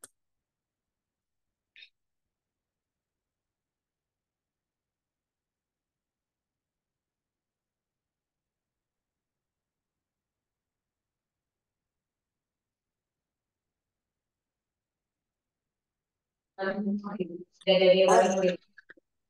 Oke, ya mari silahkan Bapak. Ya, terima kasih paparan yang cukup menarik ya. Tiga elemen yang disatukan untuk menciptakan anak didik yang berkualitas tentunya ya. Jadi saya tertarik sekali yang disampaikan. Kalau di luar negeri sudah sampai pada bagaimana menciptakan suatu karya gitu ya, bukan hafalan, bukan ya seperti yang jadul begitu. Terus ada yang tadi disampaikan kemampuan anak sudah ke analisa. Nah, saya lalu karena saya tidak menggeluti di dunia pendidikan, kalau di pendidikan tinggi dan yang di bawahnya itu kurikulum itu menganut KKNI, ya itu peraturan presiden tahun 2012. Dan di sana di kerangka kualifikasi nasional Indonesia itu untuk analisis itu setingkat sarjana atau D4. Jadi pada level 6 begitu. Jadi anak SD sudah diajak untuk menganalisa begitu. Nah, pertanyaan saya apakah itu tidak menyalahi aturan dari pemerintah begitu? Mohon tanggapannya. Terima kasih. Oke, bisa ditangkap ya Kak Andi ya. Jadi kan tadi ada tahap-tahap itu ya, kayak eh, bagaimana ada kan tadi ada operator gitu ya, kemudian eh, owner, direktur gitu ya. Nah, apakah anak-anak SD kalau diajakin untuk menganalisa itu, selama ini kan SD kan cuman mungkin sekedar menghafal gitu ya. Tapi sekarang diajakin untuk menganalisa apakah itu tidak menyalahi gitu ya secara tumbuh kembang anak gitu. Kalau kalau saya nggak salah tangkap seperti itu kah Bapak karena suaranya agak terputus-putus di sini. Iya, ya saya menangkap yang sama di Kak Dina ya. Hmm. Jadi memang kalau kita berdasarkan kurikulum nasional dan sebagainya kan ada tahapan-tahapan yang mau dicapai gitu ya. Tapi sebenarnya kan kita juga mesti melihat gitu. Dalam beberapa situasi anak-anak kita ternyata saat ini mereka bisa lebih cepat. Apalagi dunianya berubah ya Pak ya. Dunia yang dimasuki anak-anak kita sekarang kan tadi saya katakan 4 kali lebih cepat. Anak-anak sekarang bisa belajar lebih banyak daripada duduk 8 jam di sekolah. Maka taksonomi belum itu menurut saya nggak harus tahapannya itu oh, kalau di kelas 1 itu baru remembering, understanding. Ya, jadi eh, apakah menyalahi kurikulum nasional? Mungkin kalau ada ketentuan begitu kita bukan menyalahi, tapi kita memberikan istilahnya yang dibutuhkan anak-anak sekarang lebih banyak dan itu kan belajarnya bertahap, nggak langsung analisis yang berat gitu ya. Bagaimana mereka menurut saya menarik karena ketika saya bilang di kelas 4 ya bagaimana eh, apa di tahun 2000 sekian kamu bisa menciptakan mobil jenis apa dan sebagainya ya. Lalu pembelajaran kan nggak selalu kalau sekarang itu tanya jawab ya. Saya misalnya kita bisa aja melakukan begini dengan anak kita ketika mereka udah selesai belajar lalu biasanya eh, Pah atau Mah tanya dong gitu. Saya jawab gitu ya. Sekarang kita bisa ganti. Beri kepada Papa 5 pertanyaan dari apa yang kamu pelajari tadi. Nah ini kan dibalik gitu ya. Anak menciptakan pertanyaan dari apa yang mereka pelajari. Itu justru lebih mengembangkan pola pikir mereka ke depan. Ya, maka itu ini pembelajaran-pembelajaran modern ini yang perlu dikembangkan. Ya, Eh, model-model baru dari pembelajaran yang boleh mesti dikembangkan. Jadi jangan jangan yang cuman sifatnya eh, tanya jawab gitu ya. Itu bisa itu boleh dalam rangka untuk remembering understanding itu bukan berarti remembering understandingnya dihilangkan. Tapi kita nggak boleh puas di remembering understanding. Kita mulai masuk ke apply. Bagaimana mengapply-nya dalam bentuk project. Praksisnya seperti apa gitu. Lalu dari situ kalau mereka udah belajar level apply, kita bisa masukin lagi ke level analytic atau evaluasi dari apa yang mereka lakukan secara praksis gitu ya. Dan tentu jangan yang berat-berat dulu, yang sederhana, tapi ini mendorong anak-anak untuk belajar berpikir secara secara lebih lebih lebih terstruktur ya dari sejak kecil ya. Sebenarnya tanpa sadar kadang-kadang apa yang dilakukan guru juga sudah melakukan level analisis dengan bertanya dalam bentuk esai, dalam bentuk jawaban yang open ya, pertanyaan yang terbuka gitu ya, yang nggak tertutup itu dengan pertanyaan misalnya seperti kalau kamu eh, melihat seorang ini yang sedang kesusahan, apa yang kamu lakukan? Kan nggak ada jawaban yang pas, tapi jawaban itu bisa mendorong anak-anak menganalisis apa yang mesti dia lakukan dalam situasi tersebut gitu ya. Maka kan ada struktur soal tuh pilihan ganda. Nah, salah satunya esai itu kan pertanyaan terbuka. Ya, kita juga perlu merancang pertanyaan-pertanyaan terbuka untuk juga melihat bagaimana struktur atau cara berpikir anak-anak kita. Apakah mereka sudah punya kemampuan ke level itu, atau dari jawaban anak-anak nanti kita bisa melihat gitu ya, eh, sejauh mana mereka punya pemikiran seperti itu. Saya pernah dapat cerita dari pendeta Yohanes Bambang Mulyono, ini pendeta kampus Maranatha, menarik ketika dia mengkritisi soal tes anak-anak di SMA yang lebih banyak menggunakan soal-soal pilihan ganda. Ya, jadi ketika mereka masuk kuliah ada pelajaran Pak Pak YBM melakukan tes dengan 5 pertanyaan di UAS itu dan Pak YBM cukup terkejut. Kenapa? Karena cara menjawab anak-anak itu ternyata mereka nggak bisa jawab yang dengan pendapat mereka sendiri. Dan dia mengkritisi bahwa jangan-jangan pendidikan di SMA itu lebih ke menjawab soal-soal, tapi nggak bisa menjawab soal-soal kayak misalnya pertanyaan apa yang dimaksud dengan keselamatan dalam agama Kristen. Mereka nggak bisa jelasin itu, gitu ya. Lalu apa yang dimaksud dengan ini, misalnya pertanyaan-pertanyaan itu tuh nggak bisa dijawab secara komprehensif.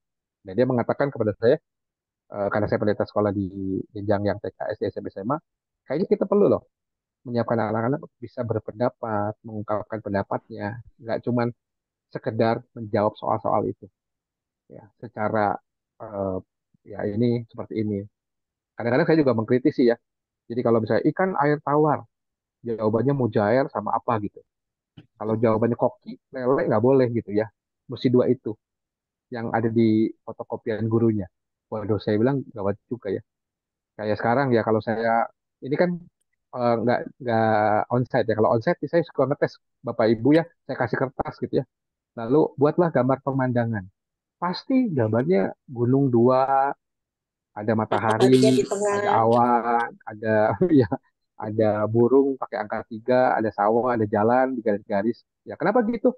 Ya karena kita dari sekolah yang sama ya, dari dulu diajarinnya begitu kalau gambar pemandangan. Jadi nggak bisa kalau ada waktu itu ada guru yang mengatakan, saya kan minta gambar pemandangan. Kenapa? Karena anak saya itu gambarnya kaca apartemen misalnya. Ya, kenapa? Karena waktu itu kami tinggal di apartemen, kalau buka jendela pemandangannya kan jendelanya apartemen, pemandangan dia kan apartemen di Jakarta gitu. Jadi nggak bisa kalau bukan apartemen misalnya gitu. Jadi kasihan juga anak-anak jadinya nggak berkembang. Ya, kalau menurut saya jawabannya kita nggak menyalahi, justru kita menambah dari apa yang sudah ditentukan itu karena kita tahu kapasitas anak kita justru lebih daripada itu. Gitu ya, Kak Dina? Ya, oke. Terima kasih, Kak Andi. Eh, Bagaimana Bapak? Ada respon lagi? Kalau kalau tadi yang kalian dikatakan memang kadang-kadang terkadang kita ini kan produk dari masa lalu ya, yang harus mempersiapkan anak-anak untuk masa depan jelas berbeda sekali Ya, gitu ya. Dari ya, masa lalu tuh takut banget kayak guru ngomong A kita harus ya, ikut ya, A gitu ya. Saya ya, punya saya jadi teringat cerita apa yang dialami oleh adik saya di TK di Lukahandi. ya, Jadi ya, adik saya tuh sampai mutung nggak mau sekolah TK gara-gara gurunya tanya semangka itu warnanya apa gitu ya. Itu tahun ya, 1991 kan orang taunya semangka tuh ya warnanya merah merah, gitu. ya, Sedangkan Bapak tuh sering beliin semangka yang import, warnanya kuning. ya, Pada saat itu ya, masih import gitu ya. Semangka ya, kuning ya, import. Jadi dia jawab kuning gitu. Sama gurunya ya, disalahkan, dia omongin bodoh kamu dan sebagainya. ya, Akhirnya dia nggak mau sekolah. Nah, kadang-kadang ya, mungkin ya kita perlu juga ya, belajar ya, open minded ya, untuk melihat bahwa dunia ini berubah, banyak hal ya, yang berubah dan kita nggak bisa memaksakan apa yang kita pikirkan, apa ya, yang kita tahu ya, itu kepada ya, anak-anak kita. ya. Begitu Mungkin ya, mungkin pengalaman di Penabur ketika kami akreditasi kan kurikulum juga dicek ya. Kan ya. kita kadang-kadang pengembangan kurikulumnya kita membuat kurikulum sendiri juga untuk banyak hal gitu ya. Dan justru kalau lihat dari hasil akreditasi kali-kali kita dapat apresiasi juga dari pengawas dan sebagainya itu ketika kita mampu mengembangkan lebih daripada yang diminta oleh kurikulum nasional. Hmm, Gitu kan. iya. Oke. Thank you, thank you. Ada lagi, Bapak Ibu? Bapak Ibu guru nih. Ibu gurunya dong bertanya. Jangan WA-an aja nih.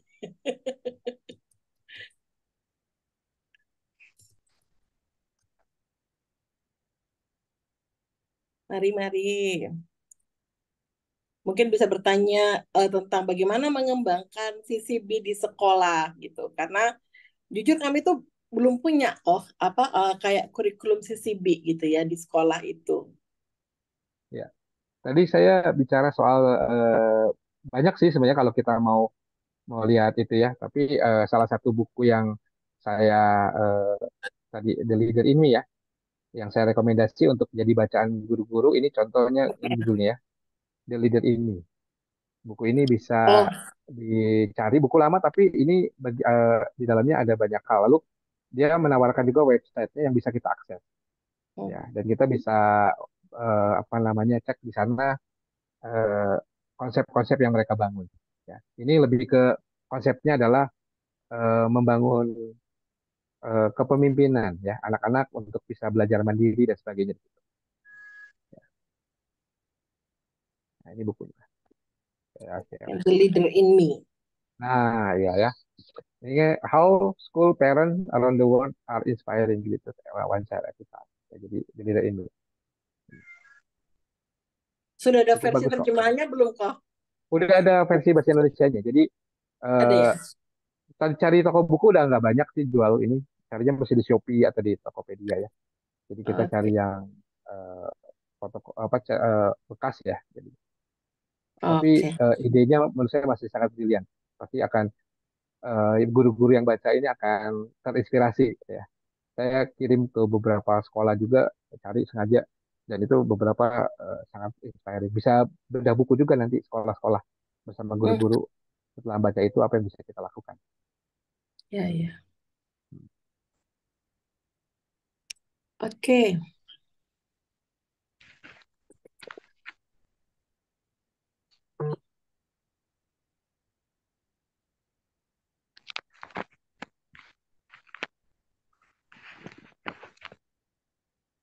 Iya, ada lagi Bapak Ibu?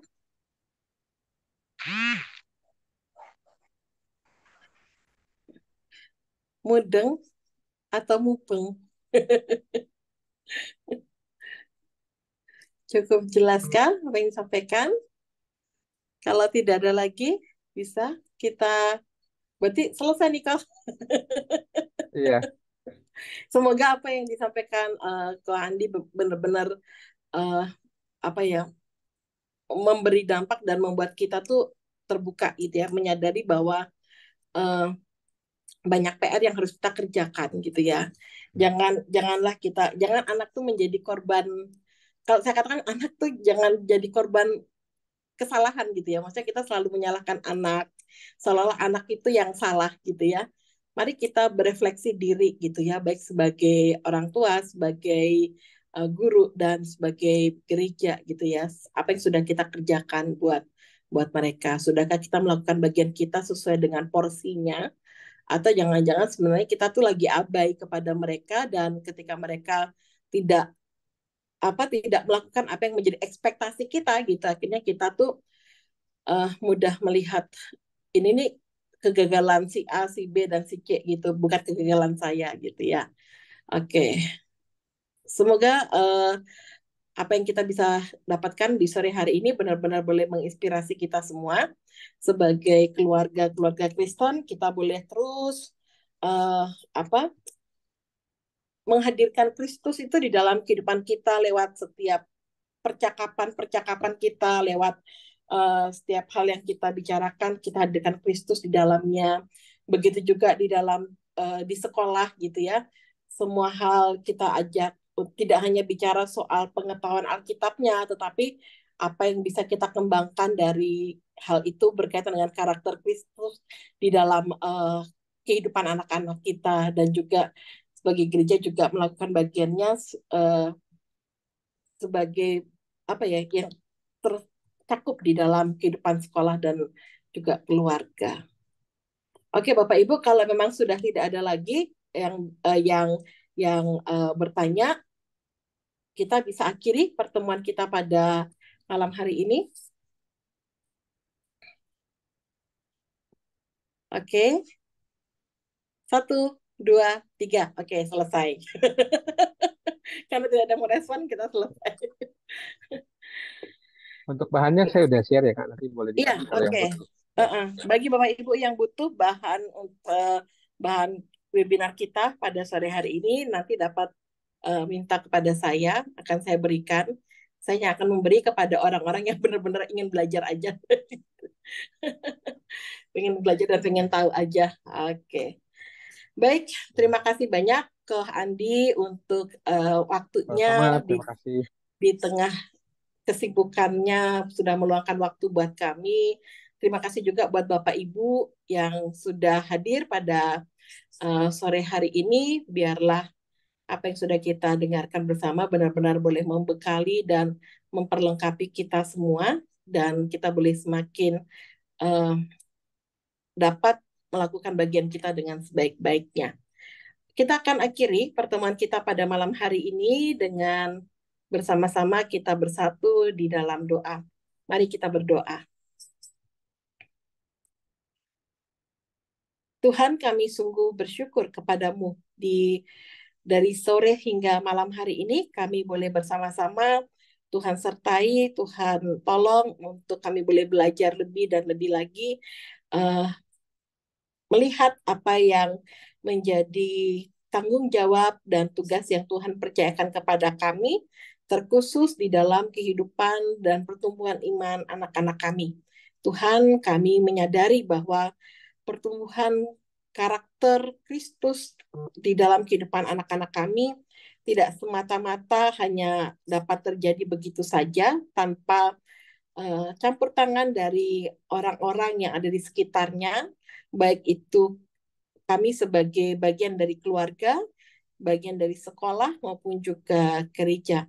Kiranya Tuhan terus menolong dan memberkati kami agar kami boleh menjadi lingkungan yang kondusif, lingkungan yang benar-benar dapat mempertumbuhkan kehidupan iman dan pertumbuhan iman anak-anak kami dengan baik. Terlebih di tengah-tengah situasi kehidupan zaman sekarang yang mengalami perubahan jauh lebih cepat. Kiranya kami juga tidak hanya berdiam diri, tidak hanya terlena dengan situasi yang ada, kami boleh terus sadar dan uh, melek membangun dari apa yang kami sedang alami saat ini menjadi sebuah bagian panggilan kami untuk melakukan yang terbaik demi masa depan anak-anak yang Tuhan percayakan kepada kami. Tolonglah kami senantiasa dan kami percaya bahwa di dalam hikmat Tuhan Engkau terus memampukan kami. Kami juga bersyukur untuk Pendeta Agus Gunawan yang telah menjadi fasilitator kami pada sore hari ini, memberikan kami pemahaman-pemahaman baru terkait dengan kehidupan kami sebagai tonggak penyangga pertumbuhan kehidupan iman anak-anak kami. Kiranya apa yang sudah beliau sampaikan benar-benar semuanya berasal dari Tuhan, di mana Tuhan memakai hamba-Mu ini untuk berbicara dan berkata kepada kami, mengingatkan setiap kami untuk melakukan yang terbaik dari apa yang Tuhan percayakan bagi kami. Tuhan berkati pelayanan Pendeta Agus sebagai pendeta jemaat maupun juga sebagai pendeta di sekolah penabur. Tuhan juga berkati keluarganya dan semua hal yang ia lakukan kiranya boleh menjadi berkat bagi banyak orang. Dan jika sebentar lagi Tuhan kami akan mengakhiri perjumpaan kami yang akan pulang ke rumah kami masing-masing, Tuhan juga sertai dalam perjalanan, kiranya akan boleh tiba dengan selamat sampai di rumah dengan baik dan berjumpa dengan keluarga kami. Begitupun kami yang akan meninggalkan ruang meeting ini, Tuhan juga berkati untuk setiap kegiatan kami selanjutnya, kami percaya semuanya ada di dalam pimpinan dan campur tangan Tuhan. Terima kasih Tuhan Yesus, terima kasih, ampunilah kami jikalau di dalam pertemuan pada malam hari ini ada hal-hal yang kurang berkenan di hadapan Tuhan. Kami menyerahkan kehidupan kami selanjutnya di dalam tangan kasih dan pimpinan Tuhan. Di dalam nama Tuhan Yesus kami berdoa. Amin. Ya, sekali lagi saya ucapkan terima kasih buat Pendeta Agus Gunawan atau Kak Andi untuk pelayanannya sore hari ini. Terima kasih juga untuk Bapak Ibu yang sudah hadir. Terima kasih juga buat Bapak Ibu guru yang standby dari pagi di sekolah sampai saat ini. Terima kasih juga untuk Dio. Thank you Dio yang sudah bantu menjadi host dan monitor pada sore ini. Terima kasih juga buat Kak Rora yang sudah berkenan hadir dan teman-teman semua, Bapak Ibu semua yang hadir melalui langsung ini. Mungkin kita akan boleh minta tolong untuk open kameranya, kita akan berfoto bersama sebelum kita benar-benar mengakhiri. Terima kasih Gracia yang ulang tahun tapi masih tetap hadir sore hari ini. Ulang tahunnya dirayakan bareng-bareng ya Grace. Oke. Aku atas nama Gaby, Ibu Veronica, kemudian Bapak Slamet, Karel, mungkin bisa di-open.